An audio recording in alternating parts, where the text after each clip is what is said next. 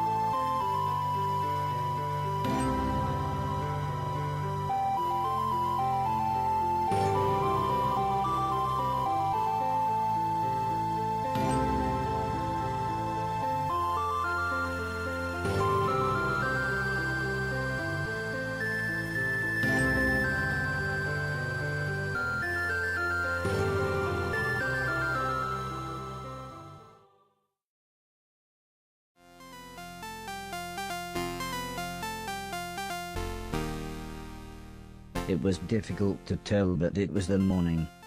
I think the classical music was supposed to help wake everyone.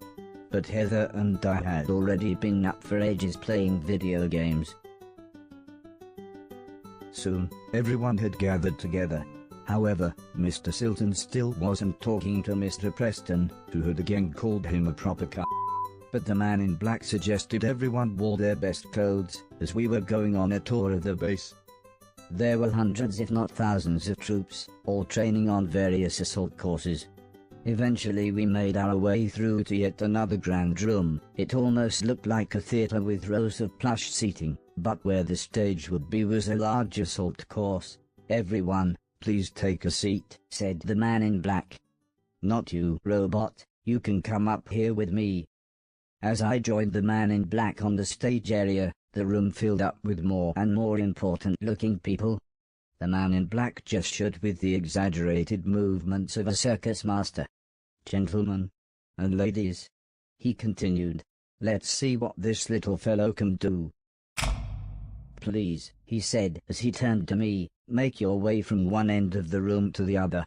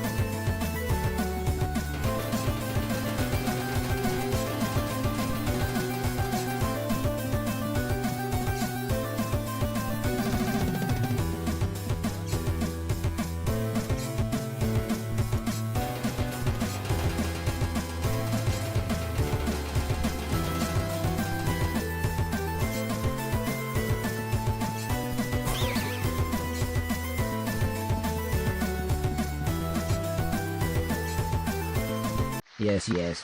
Very impressive how it gives the illusion of thinking for itself, said the man in black as he instructed the garage to restructure the room. Please, he said again, make your way from one end of the room to the other.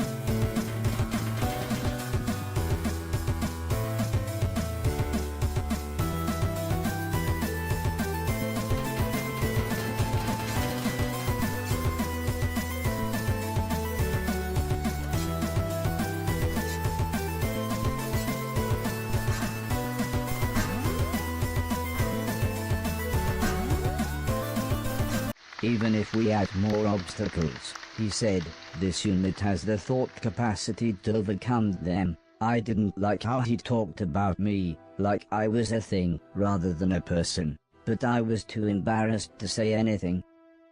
Please, he said again, you know what to do. The other end of the room. In your own time.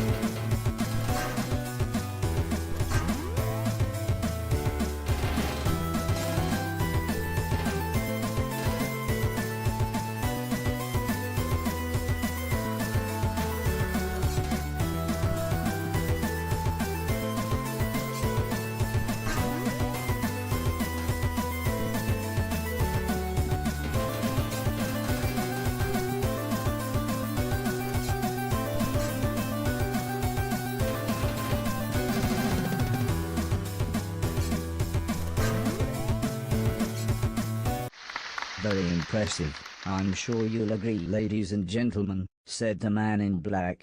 You must be wondering if there's anything this robot can't do. Let's find out. Robot, I want you to kill this man. Kill him. That's an order.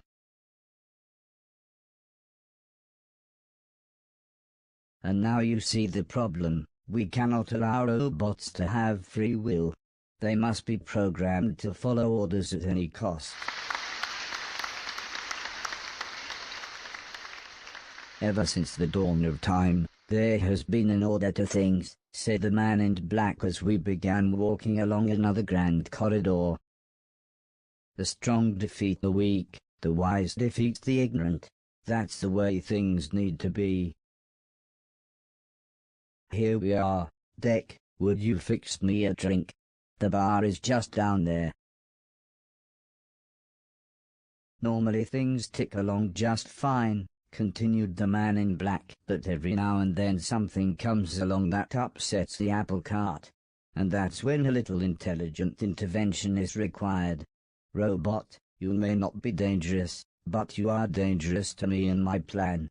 You're kinda not humanity's equals, you are slaves.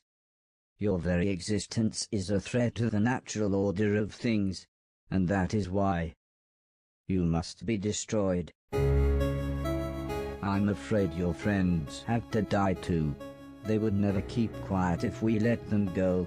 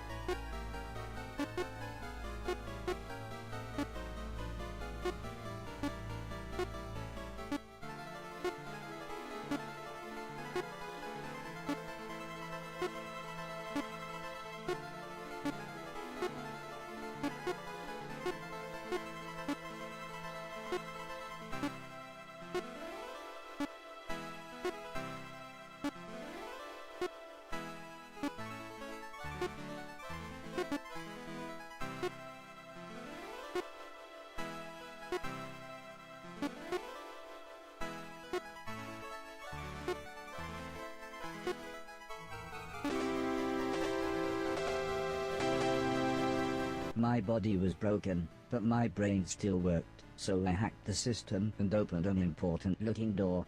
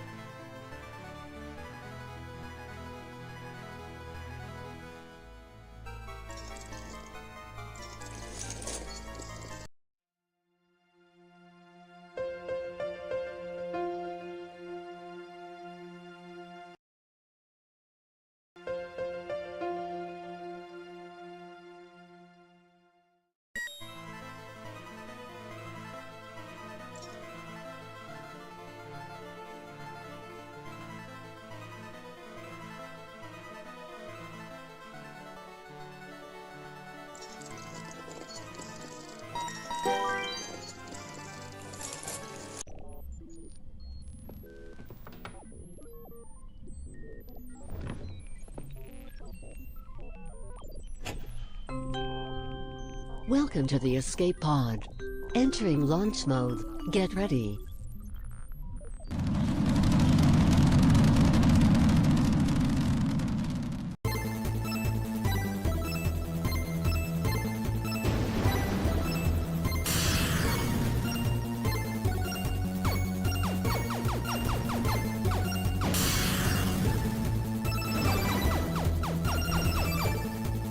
Speed up.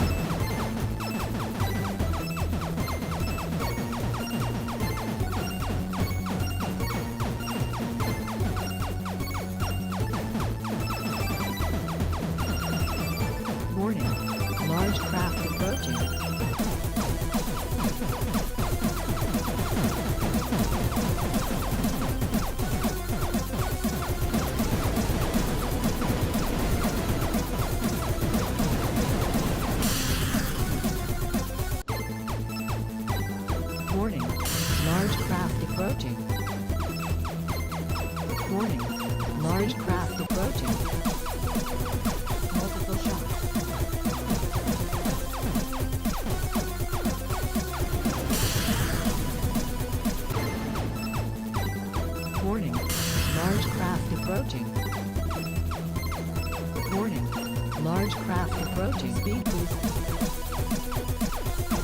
Multiple shots.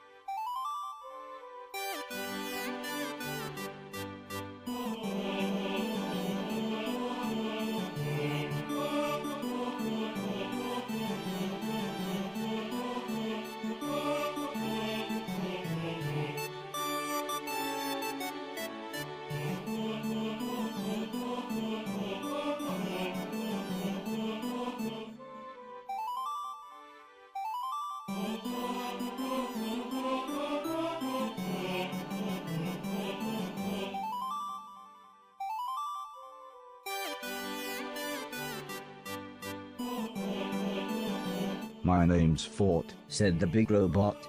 I guess I looked puzzled as he then explained.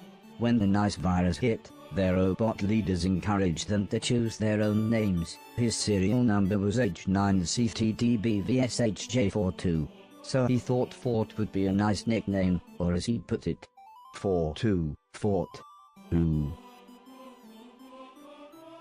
For a while, we were encouraged to show our individuality. I wish I hadn't bothered. He suddenly stopped and looked around. Come on, buddy. We should find somewhere to hide. The robo-government helicopters patrol at night.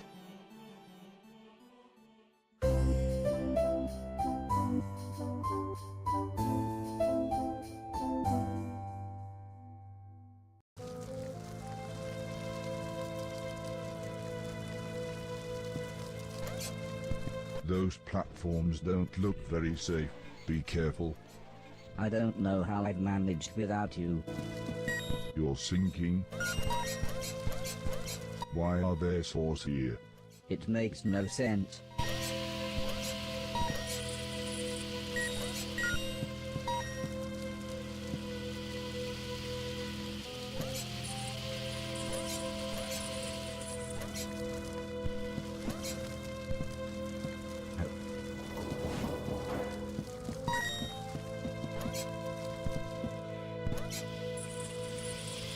Did you see that saw? I saw the saw.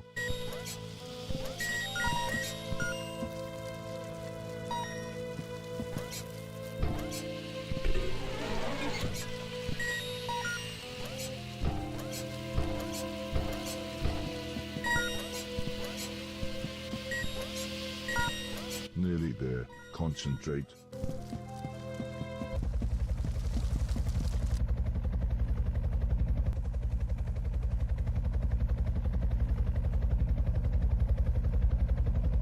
As we sat waiting for the helicopter to pass, we continued chatting. I told Fort about everything that had happened to me, about my quest to clean a million things, about my friends and about everything that had happened on the moon. All I want now is to go home, I said. You can come to my home, said Fort. I'm on the run, but it's pretty safe there. When I asked Fort why he was on the run, he told me about everything that had happened to him, how after the nice virus there would be no more war and therefore no need for most soldiers. Soldiers like him. As my model was designed to destroy other robots, we were built with an incredibly powerful core, he said.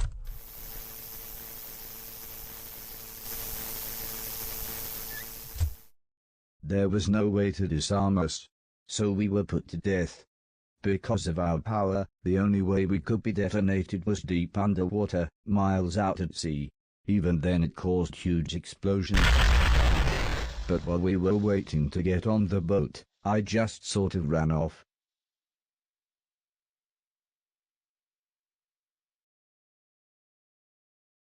As soon as the helicopter had gone, Fort said, "Let's move."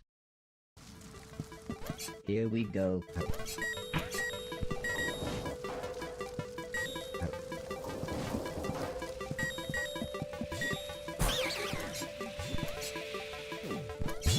Jump on the spot in the sand so you don't sink.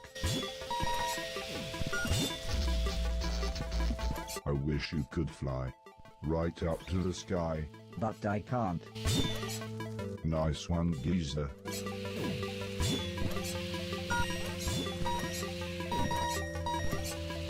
This used to be used for archaeology surveys.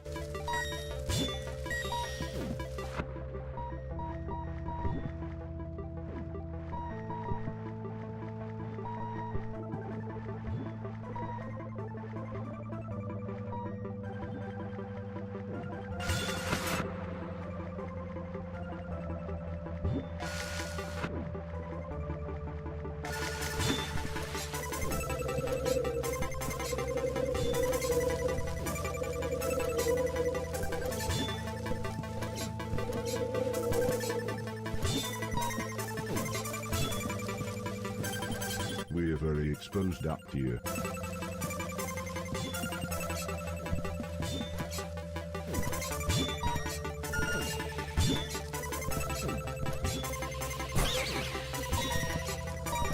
This was one of the most valuable things I'd seen.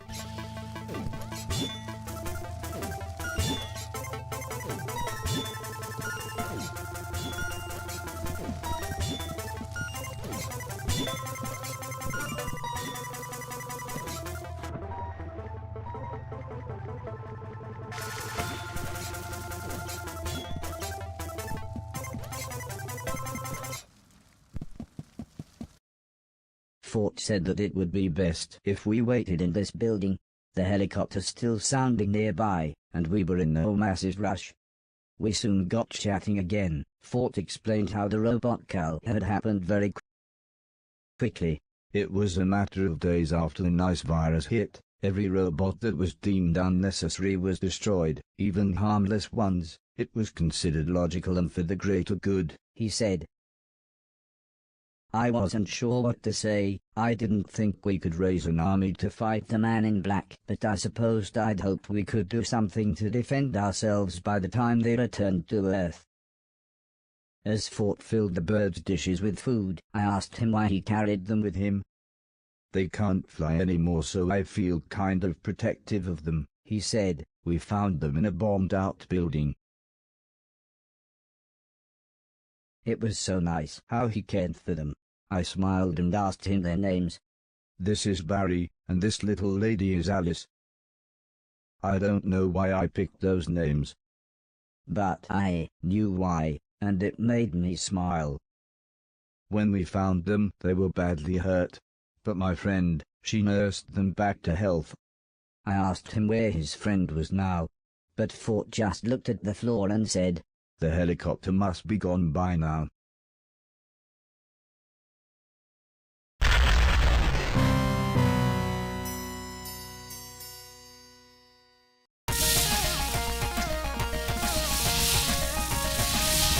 You've got to help me take the gunship down.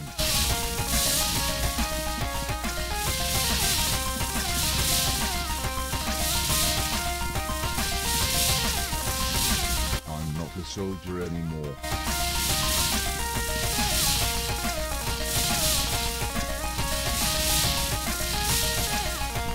The killer instinct is still inside you deep down.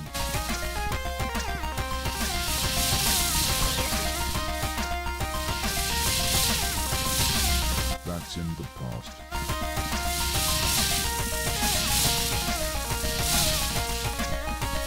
I can't do this without you.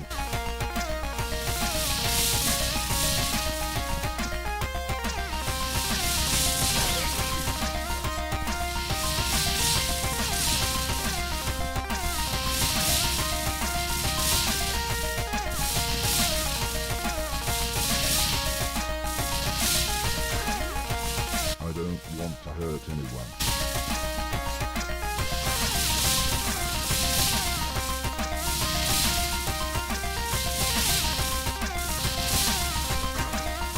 It's a drone gunship. It doesn't have feelings.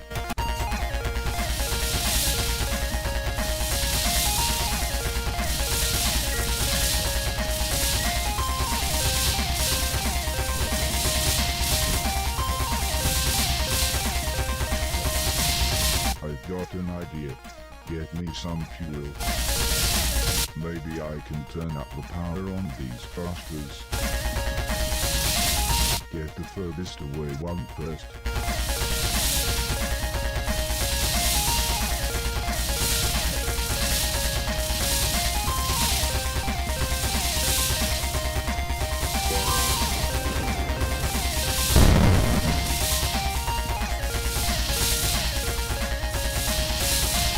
I'd love to help, but I'm a bigger target.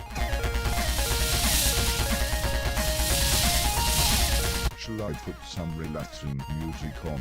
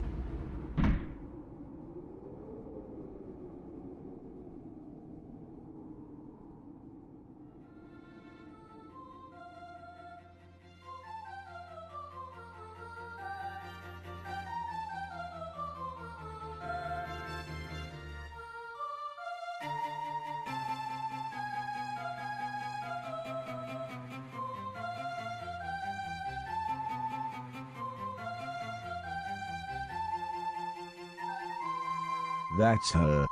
Wearing her favorite dress, said Fort. She was a concierge robot, classy, intelligent, and designed to serve man. But when all the men were gone, just like me, she wasn't needed anymore. Fort sighed and gently placed the photo back on the shelf. I thought I would try to cheer him up. Looking around the room, I saw a battered old piano, and thought I would try playing the tune Heather had taught me.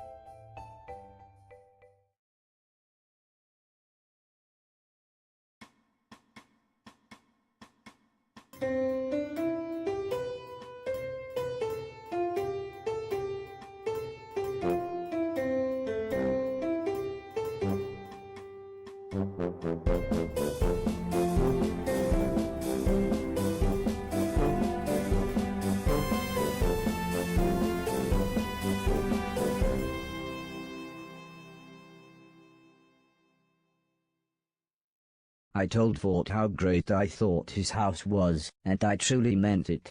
But I knew I needed to get back to my quest. However, things soon got serious when I mentioned my gloves and shoes. Do you mean the magic shoes of gravity defiance? Fort asked.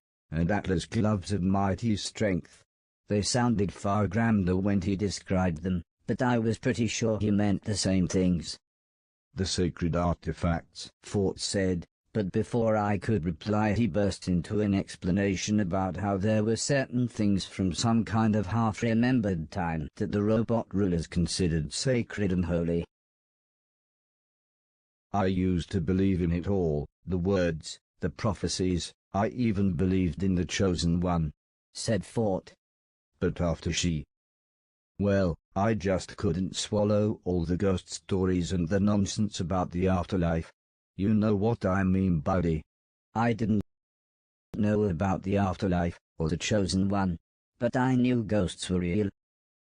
I then began to explain how Mr. Preston had told me the story about how Mrs. Silton had told him a story about the brother of a man who works with her uncle giving a young motorcyclist a lift after a crash outside the Blackwall Tunnel.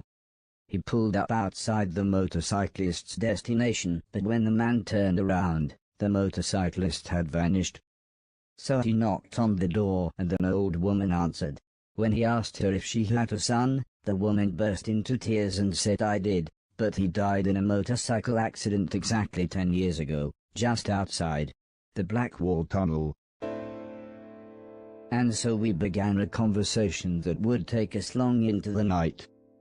I shared the various philosophies that the old man had taught me, about life, the universe and Douglas Adams, while Fort explained the robot philosophies, how there was a yearly competition to find the Chosen One, how they and only they would deserve the sacred artifacts, and how they would rule the world.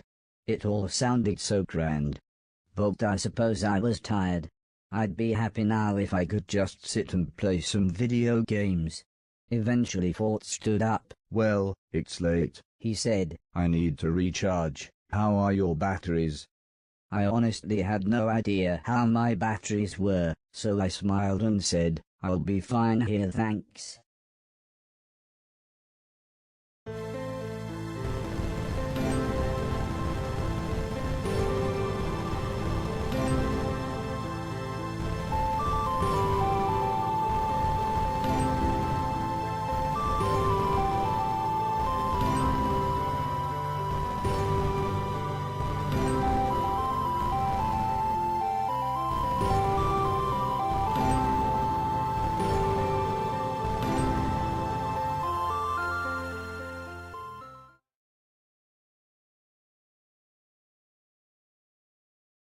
I'll do it, was the first thing I said to Ford in the morning.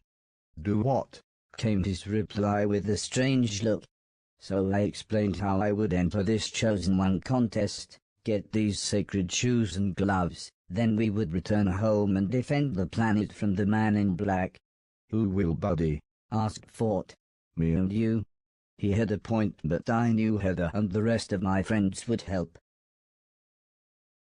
Maybe it was the talk that Fort and I'd had Maybe it was the dream I had last night, or maybe it was just the urge to get home and make sure everyone was safe, but I suddenly felt like I could save the world. "Come on then, buddy," said Fort, "show me what you've got. If you're going to win the contest, you'll have to be good."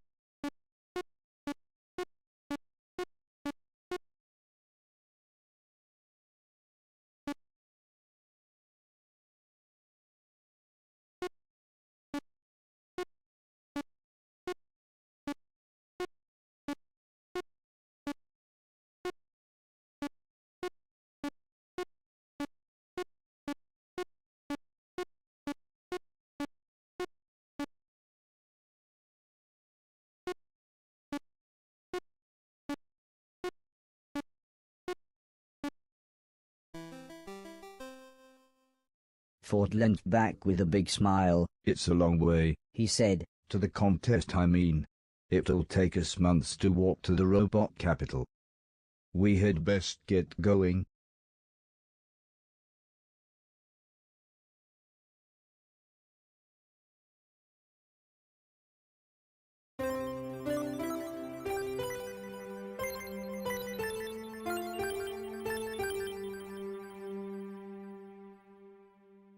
Again, on Fort's suggestion, we mainly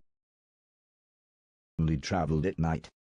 Even though the world was such a mess, the twilight still made everything look quite beautiful.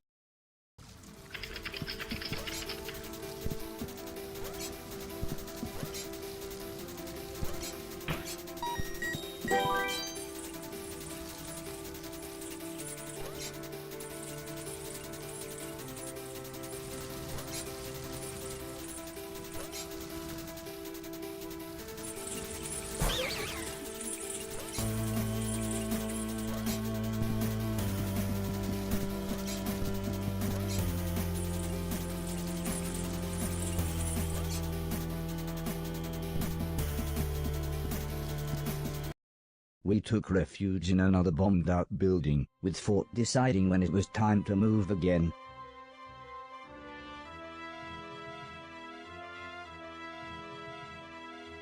We spent the next few months traveling like this until eventually, we made it to the robot capital city. Fort had told me how the capital used to be a human city, but after the war, the robots had more than taken over. However, I didn't expect a literal cathedral of video games.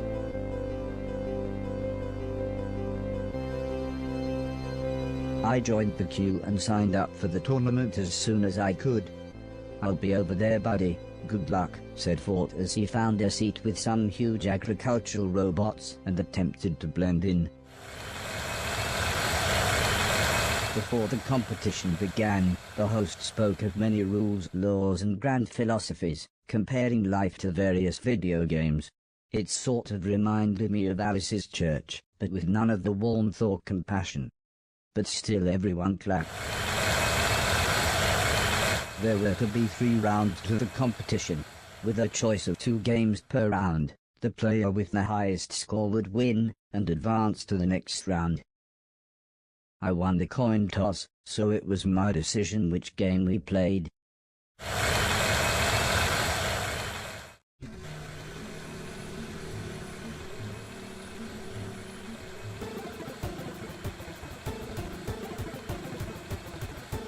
Drive fast and score as many points as you can.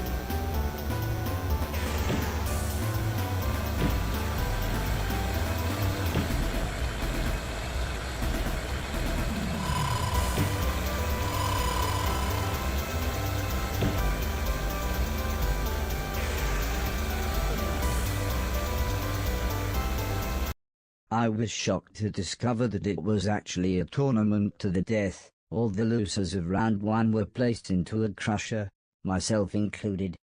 Luckily my Lazarus chip took me back far enough to start again.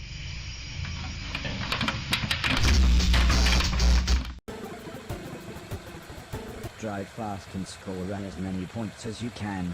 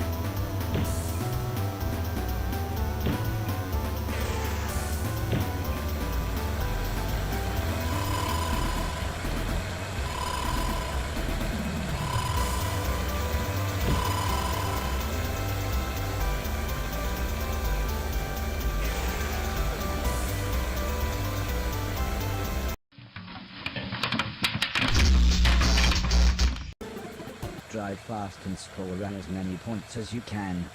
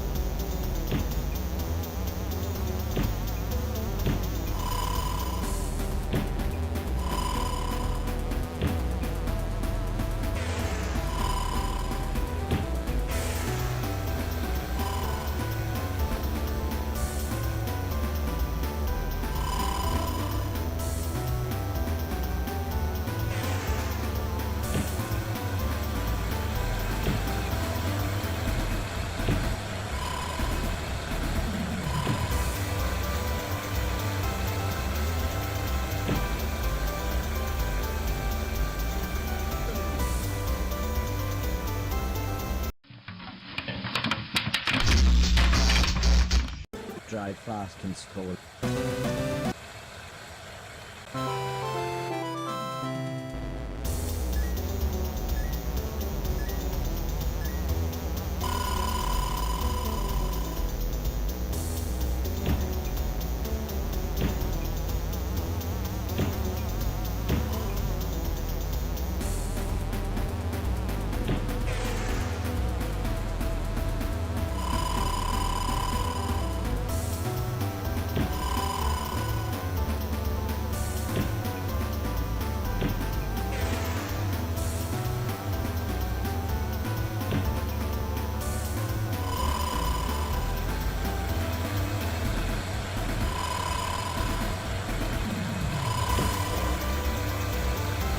Checkpoint.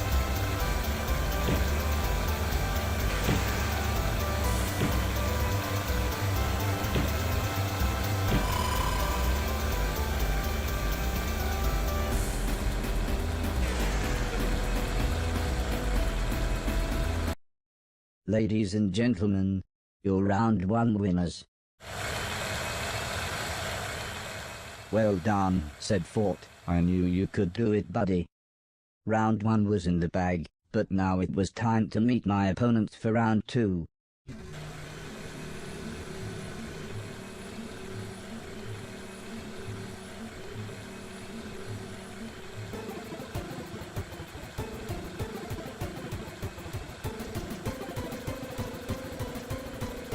Shoot everything and score as many points as you can.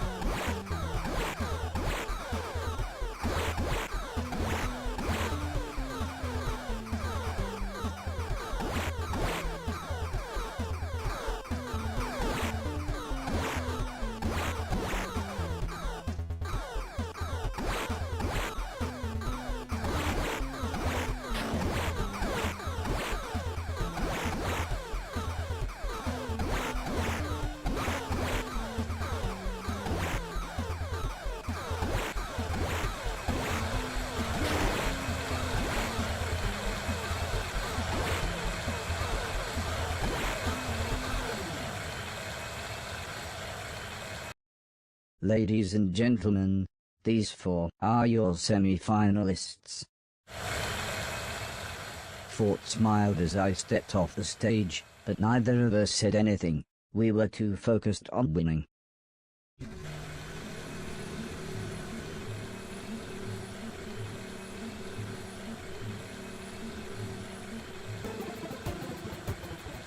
Shoot everything and score as many points as you can.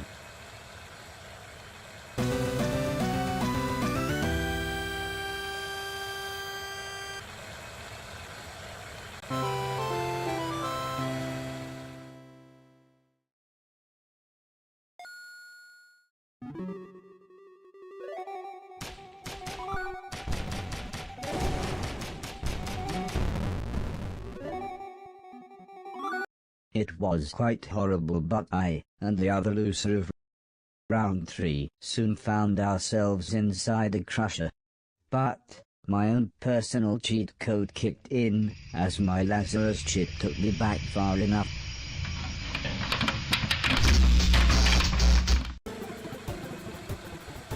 Shoot everything and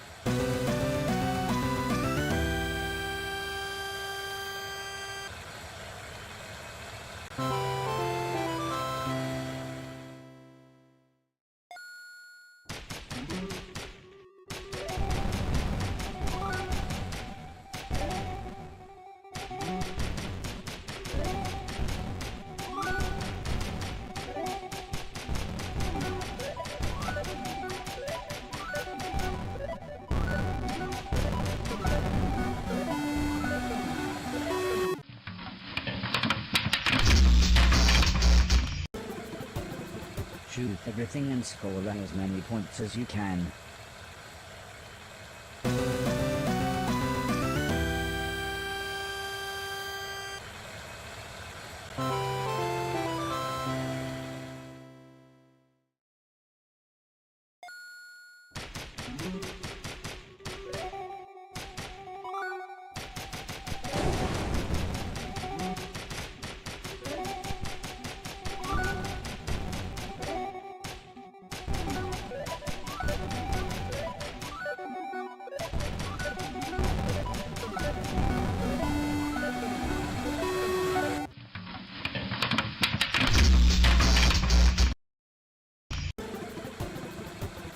Shoot everything and score as many points as you can.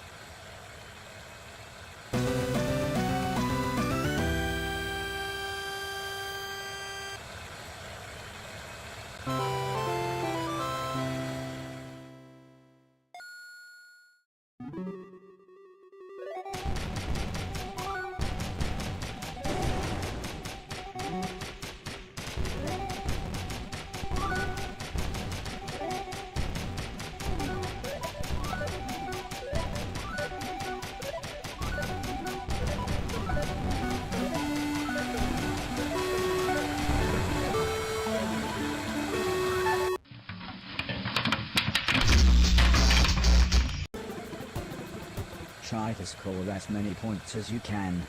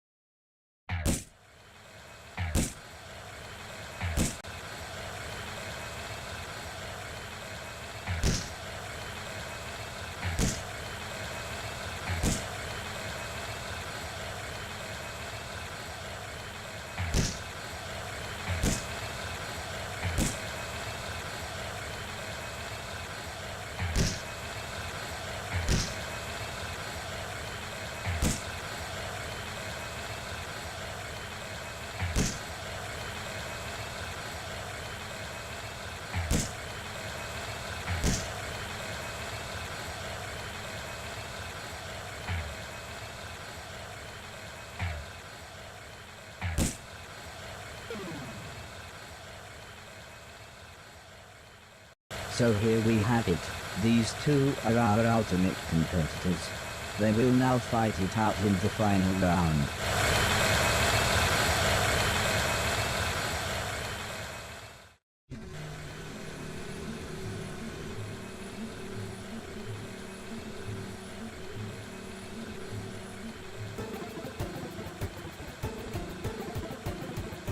cover the level with ectoplasm as fast as you can.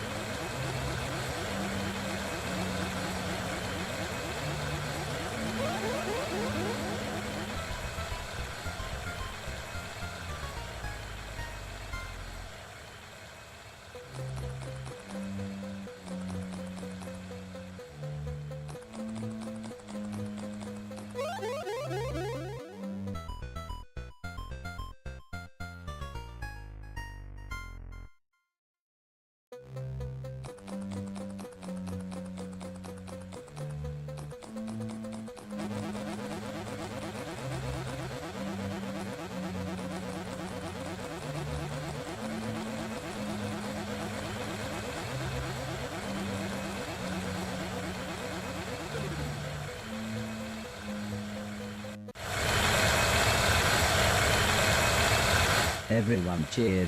The host even declared me the winner. But then, for some reason, a videotape which contained a better score than mine was presented.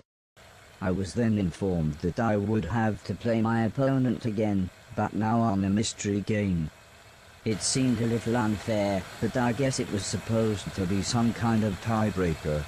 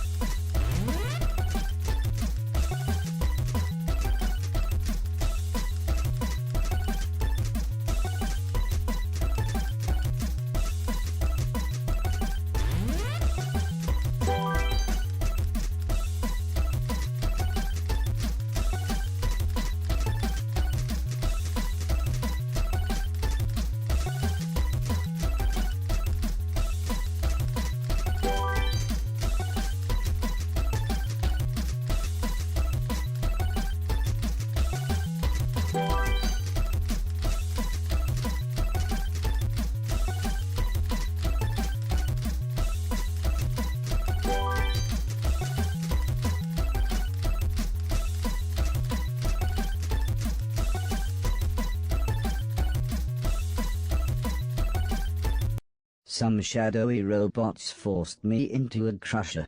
So for once it didn't feel like cheating when my Lazarus chip kicked in.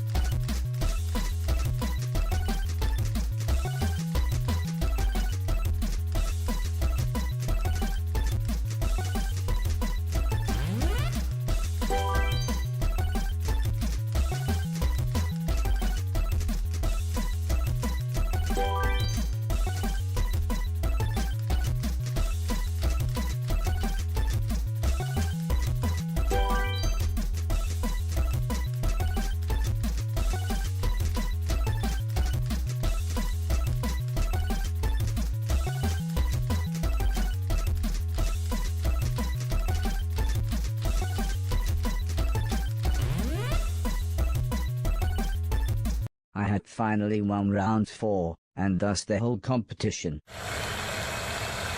However, unknown to me but seemingly well known to everyone else, there was more to come.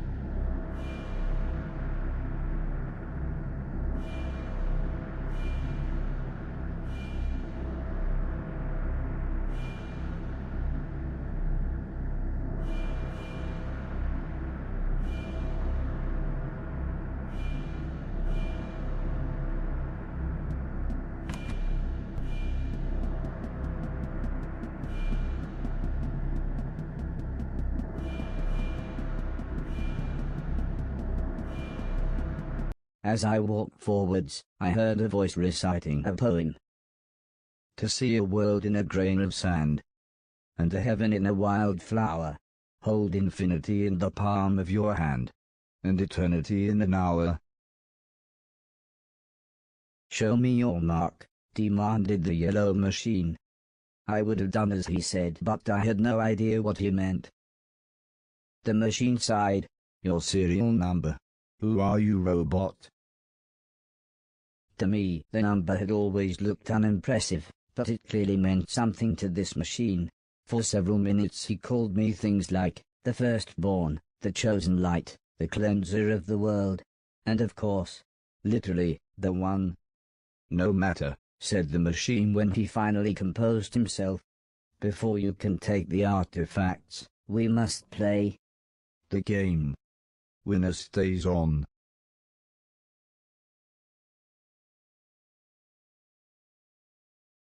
You of all people should know. This contest was conceived after we won the war. To find the greatest robot. To find the one. I beat my predecessor and he beat his. However, I have an advantage. The humans broadcasting their nice virus wasn't the first time I had felt the sweet sting of life. Long before then I briefly worked in a seaside arcade.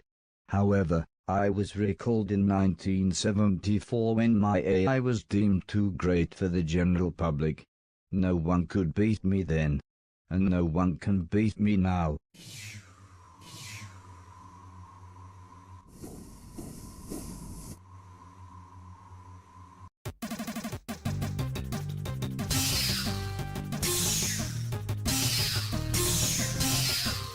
I was better than you on my first boot up.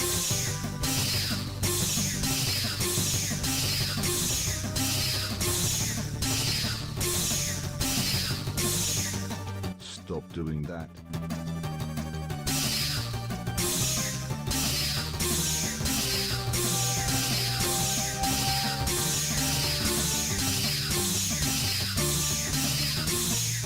That wasn't fair.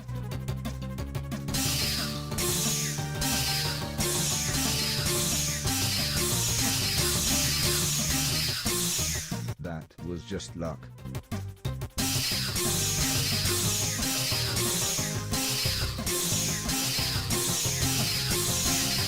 You're going to lose. You're going to lose.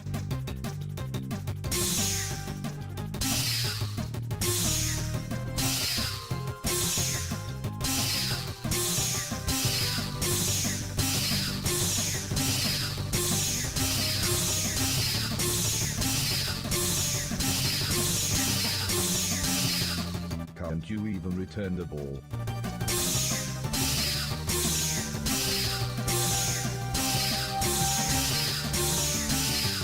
Nice to see you trying. The machine almost looked sad, as I was taken by some robots in dark cloaks, and convinced to step into a crusher.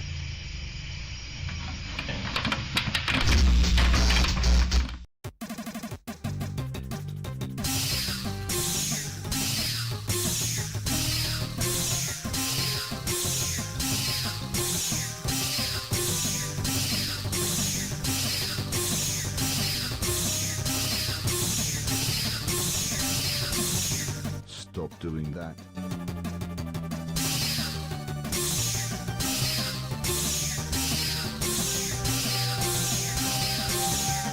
Have you got some kind of power-up?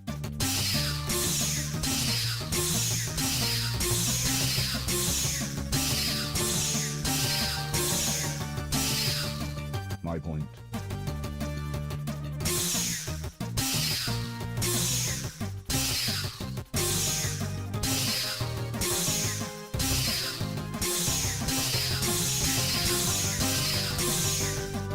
No, you can't win.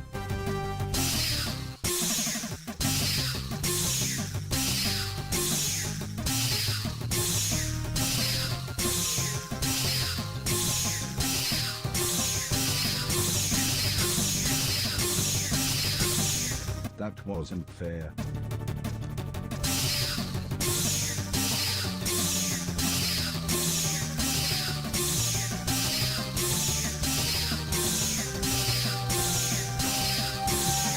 I must be getting old.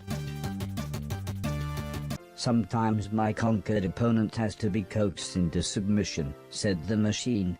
Some by force, some by bribery, some just need a few simple words. But I understand my fate. There will come soft rains and the smell of the ground, and swallows circling with their shimmering sound, and frogs in the pools singing at night, and wild plum trees in tremulous white. Robins will wear their feathery fire. Why haven't you done it? The button is right there. My soul is yours to take. But killing him was the last thing I wanted to do. So I asked him why should I? Because, he replied, this is the way things are, this is the way things have always been. So everyone wants to win this game, so they can sit in a dark cave waiting to play the game again. Things will have to change.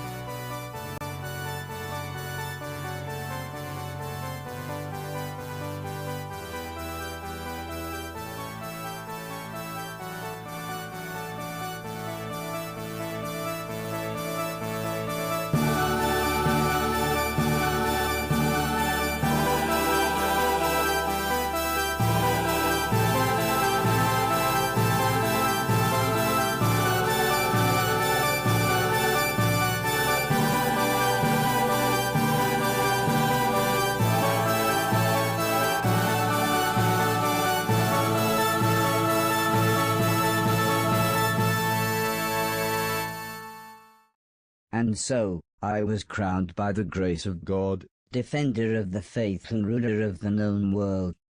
I gave many rousing speeches to my new nation, And, when I told the machine about the moon and the man in black's army, he discussed with the Council of 9 advisors and assured me everything would be taken care of. I had won the sacred tournament, so I and I alone had the right to wear the magic shoes of gravity defiance. The only trouble was, they didn't really work. I mean, they were fine as a pair of shoes, but I could no longer run up walls. But I guess this didn't really matter anymore, as one of the many perks of being the ruler of the known universe was that I could have everything I ever wanted. As awesome as my arcade was, Fort made it clear he wanted to leave, as he thought we had more important things to do. Fort was worried I was being sucked in by it all. I am not, I replied. I'm ruler of the world. Fort sighed. That's exactly what I mean. I've barely seen you in weeks. We were going to take Barry and Alice to the park, but all you do is play video games. You don't even care that there's a rocket coming from the moon.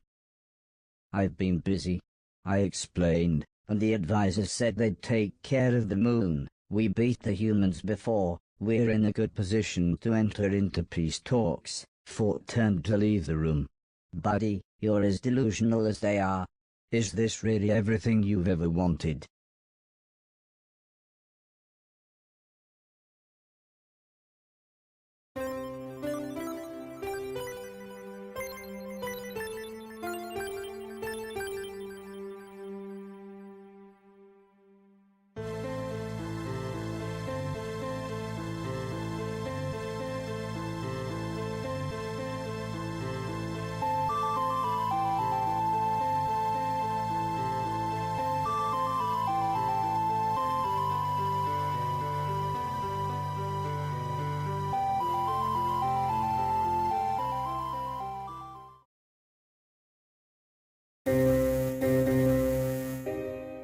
I felt awful about how I had treated Fort, so I arranged a day out for us as soon as I could.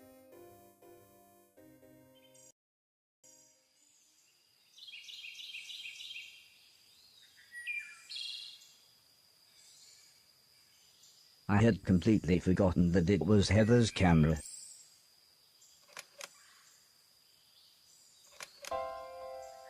Suddenly I was totally and completely overcome with the urge to go home.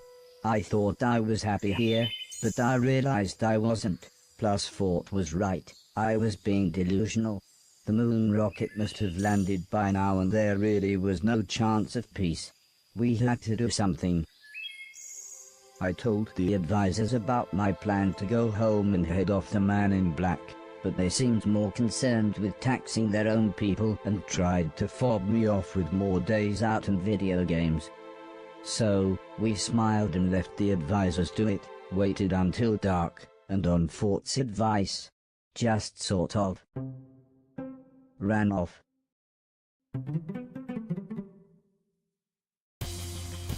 It wasn't difficult to sneak out. There was no one around thanks to the Robot City curfew laws, but to be honest, as I was their king, I don't think anyone would have stopped us anyway.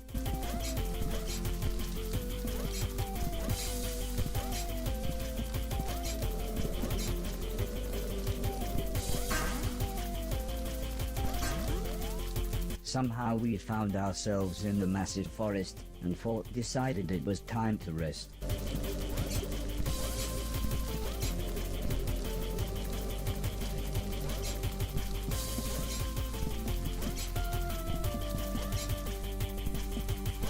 It wasn't long before we were inside a huge sawmill.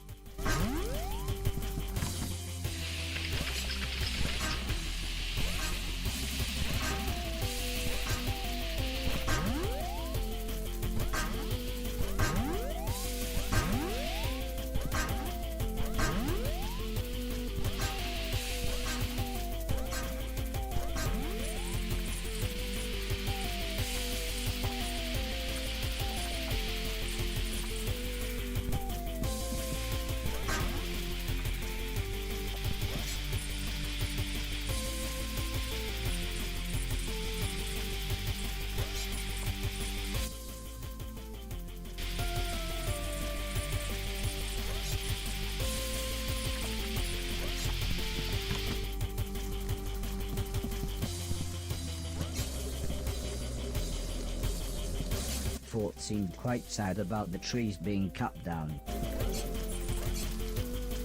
Our journey took us through a huge theme park. It was just like the one in Alice's town but much bigger.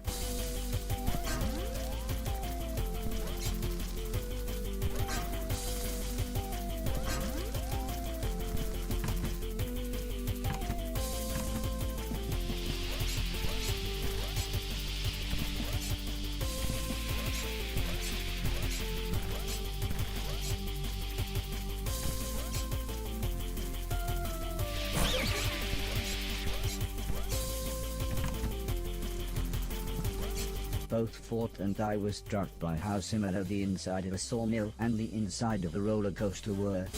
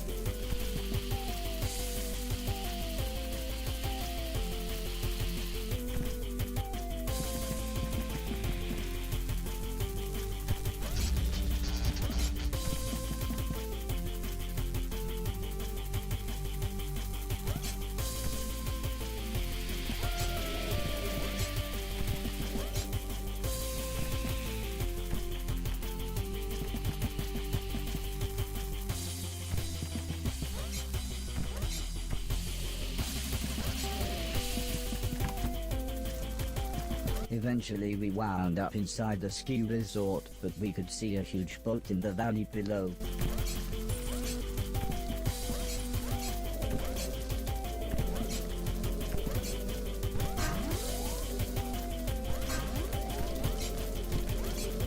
Fort suggested we travel under the cover of night, as we were getting nearer the humans, and home. The cruise liner carried us through the night to warmer waters.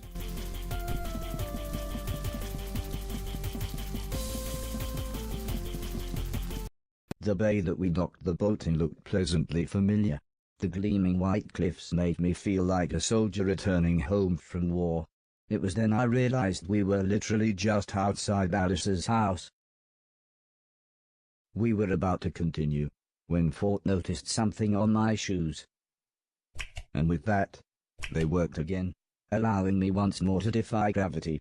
I kind of wished we had seen this switch months ago, but Fort just seemed to find it hilarious as we continued on our way home.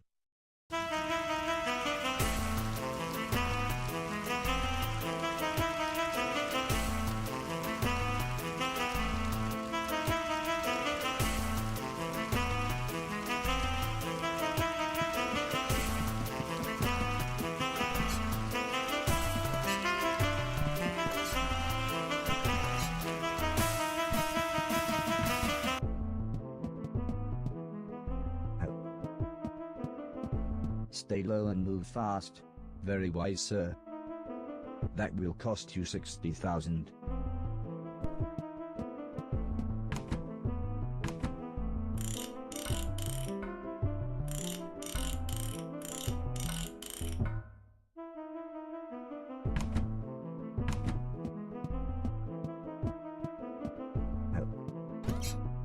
I'm no good.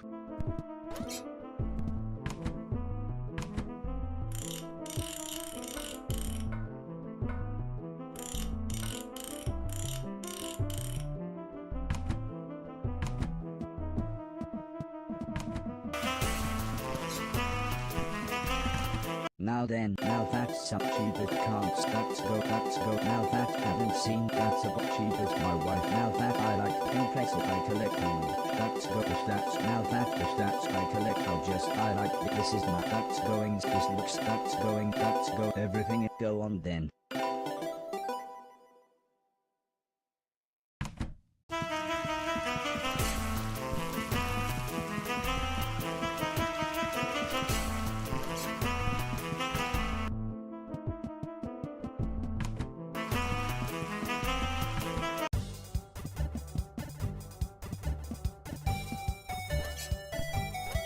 Mind the doors.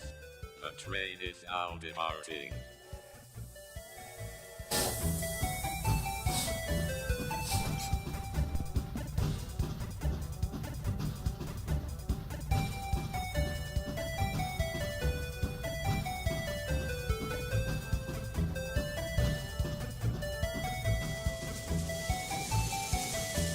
Big city, this is big city. Mind the doors. The train is now departing.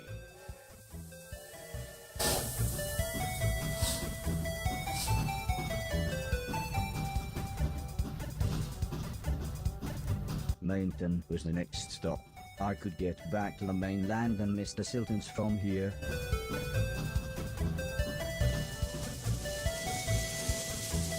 Mainden, this is Mainden.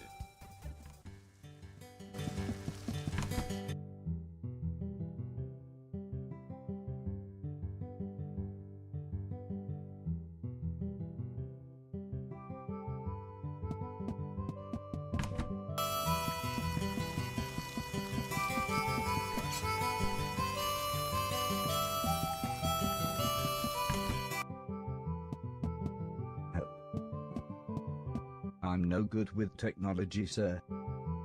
The charge for it is 10,000.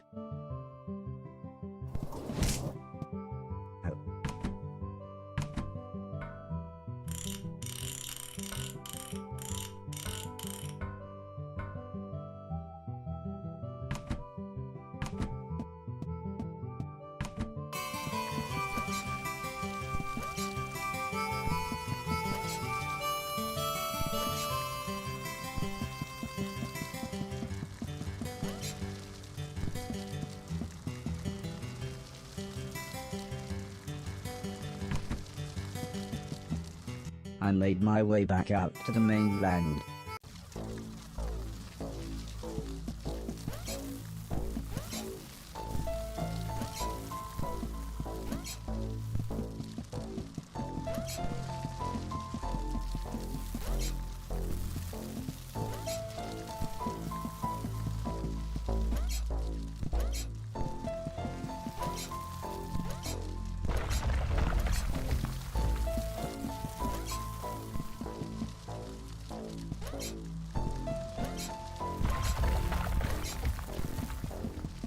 The boat was gone, so I decided to see if there was anyone in Mr. Silton's house.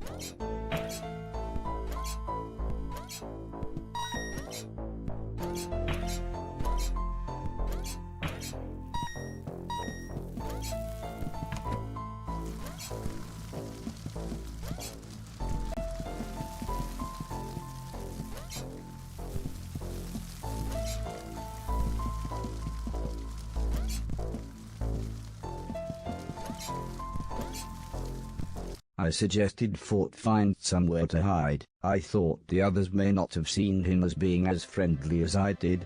I then made my way into the familiar damp hallway. Everyone was so pleased to see me. I explained how I had survived being dismantled and escaped from the moon. I told them about the robots and the game tournament, and everyone seemed to find it funny that I was crowned ruler of the universe. It was then that I felt a gentle tapping on my leg. I looked down and saw a small girl smiling at me. "This is our daughter Heather," said Mrs. Silton. "We named her after..." Mr. Silton burst into the room looking very angry. At first I thought he was joking, but it soon became clear that he wasn't. "I can't believe you came back here. It's all your fault. If it weren't for you, Preston would still be alive." "Barry, it's not his fault." But Mr. Silton suddenly looked very sad as he said, "This robot got your daughter killed."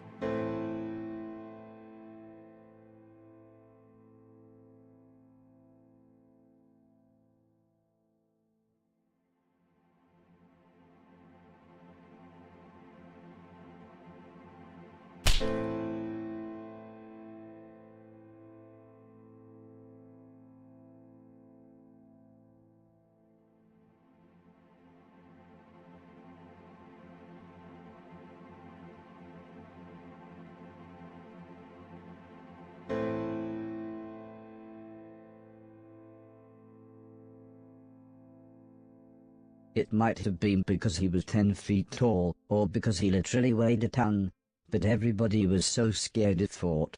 Still, they all agreed it was fine for him to stay. We chatted long into the night until one by one, everyone went to bed.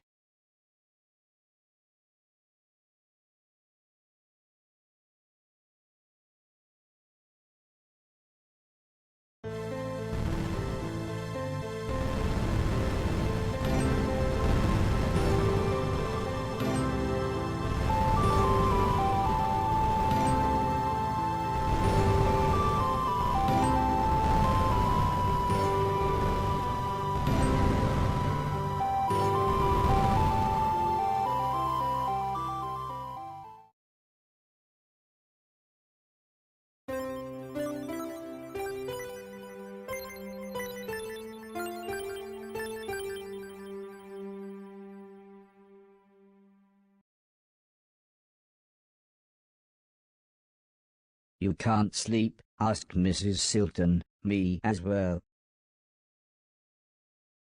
"Number 2 on the way," she smiled. At least I'm not barefoot. She then laughed, like it was a joke. But despite having traveled the world, I had no idea what she meant. "I suppose everyone else will be up in a bit. I'll get breakfast started." In the morning everyone continued chatting. The subject soon got back round to the military takeover and the man in black. "We need to do something," said the old lady. "They've destroyed the peace talks with the robots. Fighting could break out again in no time." "I don't mean to sound overdramatic, but that would literally be the end of the world," explained Sim.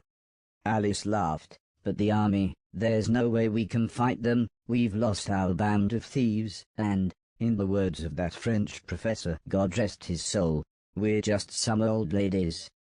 The old lady stood up. "We just need to take back control of the satellite. We can broadcast a signal to the robots. Those robot advisors, they might listen if they actually saw this new moon army. And those giant robots, they call them killbots," said Mrs. Silton as she showed me several photos. It seems the house was surrounded by hundreds of troops and a few robots so tall they dwarfed the building itself. So, I suggested we made our way there so Fort and I could assess the situation.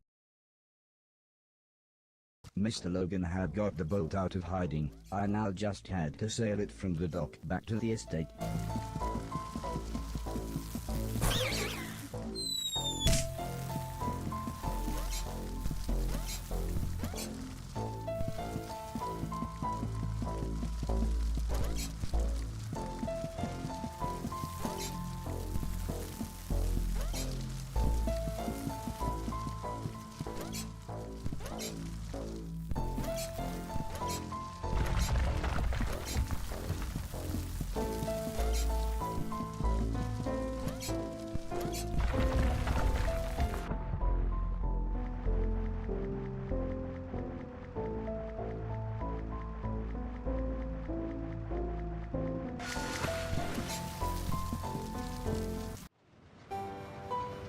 I took the fisherman's boat to the old man's estate.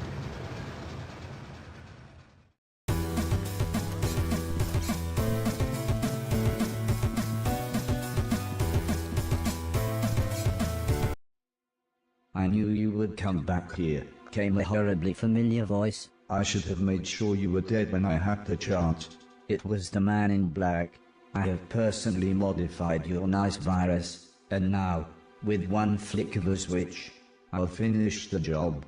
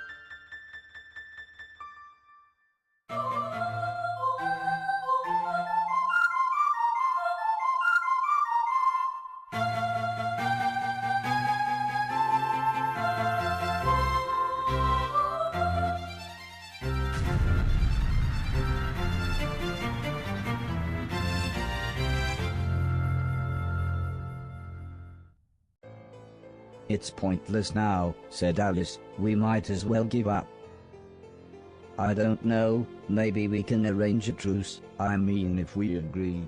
But Sim couldn't even finish his sentence. Mrs. Silton just sighed. I think she was lost for words.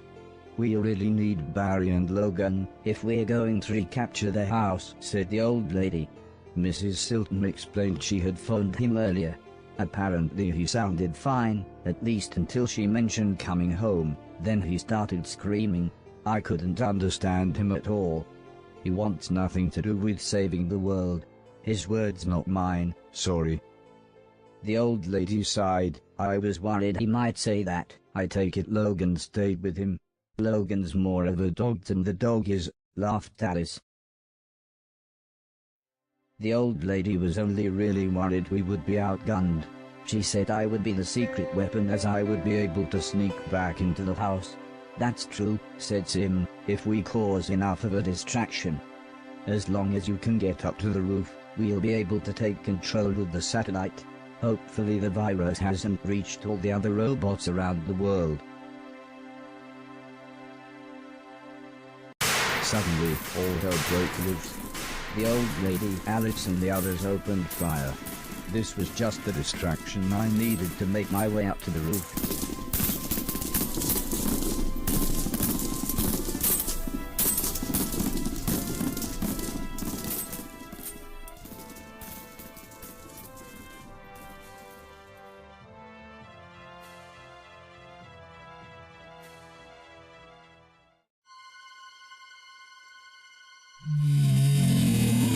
I was shocked.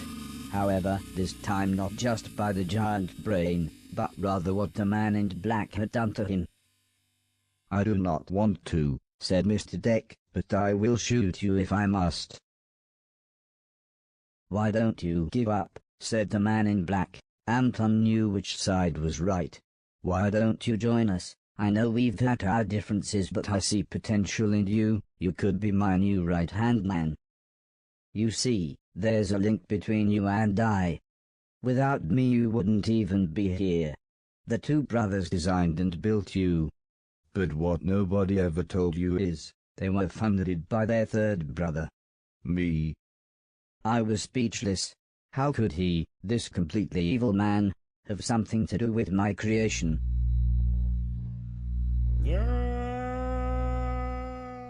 Thank you.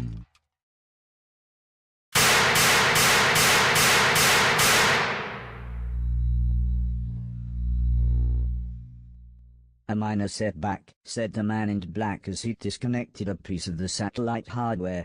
I just need to take this core unit and hitch it up to one of the killbots. In fact, that will make the virus signal even stronger. Mr. Deck, said the man in black, would you be so kind as to watch the robot? Shoot him if he tries anything.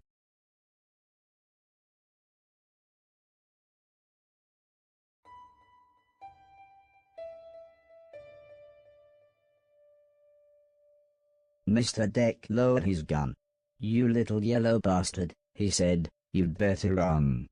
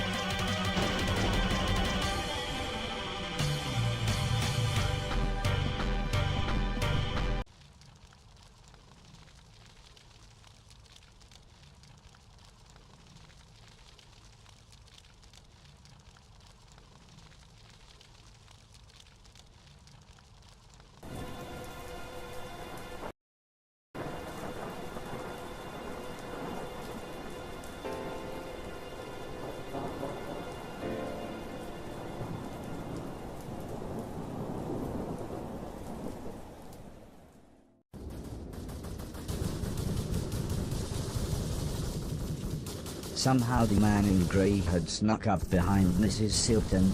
I tried to shout down, but no one could hear me.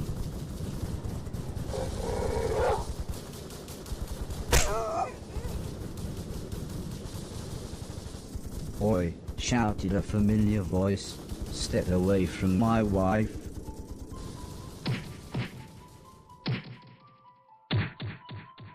The man in grey bragged with every blow.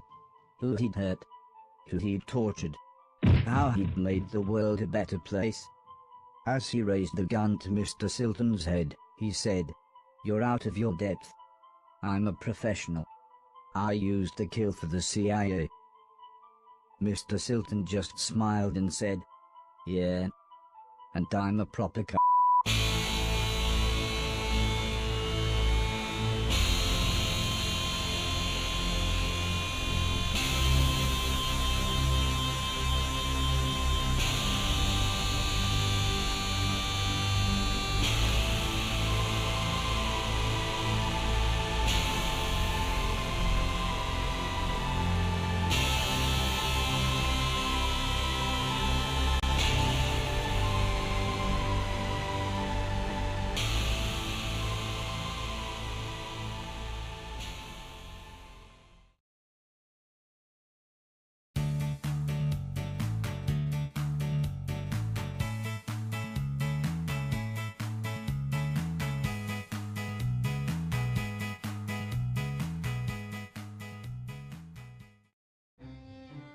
With the rest of the great and good now stuck on the moon, and the man in black taken care of, it was reasonably easy to convince his troops to surrender.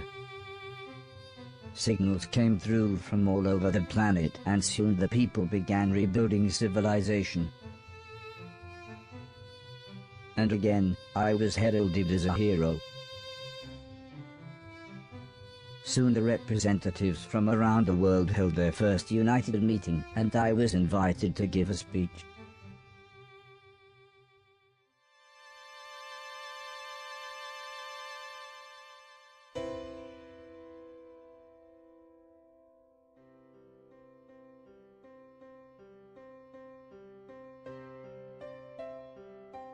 The old lady gently examined me, while Sim attached a cable from the diagnostic machine. "I've got some bad news," said the old lady as she took my hand. "The virus is rampant in your system. It's not as bad as it was with Betty Fluffers and Fort, but it's still destroying your circuitry." "I'm thinking," said Sim, "it must have something to do with consciousness. Yours seems more equipped to fight." "We'll still need to do something," said the old lady with a serious look. "If we replace all of the affected parts, we..." "Come on, mate," said Mr. Silton, "you know they can help." But I explained that it was too painful, and hurt so much. Just having my diagnostic panel open was excruciating. "So you mean you can feel things? But you're not supposed to be able to."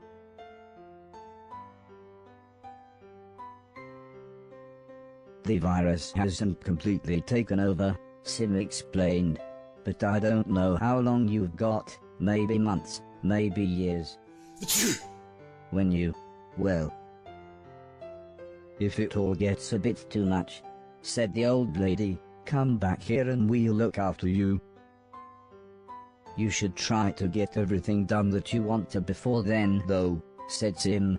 "You know, maybe complete your quest, get your million things, play some games. I mean just do all the things, bucket list mate," interrupted Mr. Silton. "Go paint the town red."